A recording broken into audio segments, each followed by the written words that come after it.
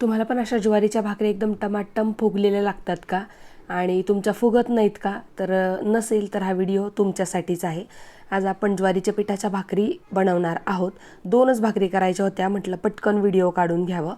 तर ज्वारीचं पीठ घेतलं इथे मी 2 भाकऱ्यांसाठी आणि ते उतवणी म्हणजेच थोडंसं गरम पाणी करून हे छान मळून घेतलंय. पीठ चांगलं मळून घ्यायचं म्हणजे भाकरी छान फुगते आणि एकदम पापुद्रा सोडते.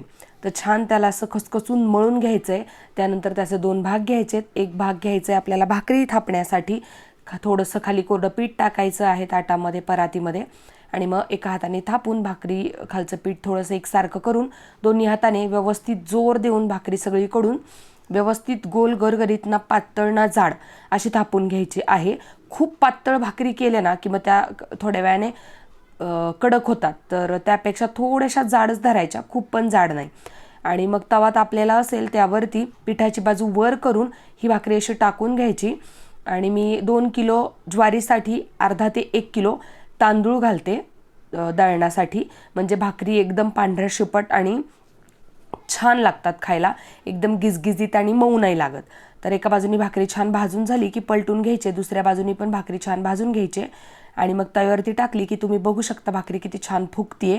आणि अशा गरम गरम भाकरी मटन, चिकन किंवा मेथीची भाजी, शेपूची भाजी, कांद्याची पात, मिरचीचा खरडा याच्यासोबत एक नंबर लागते.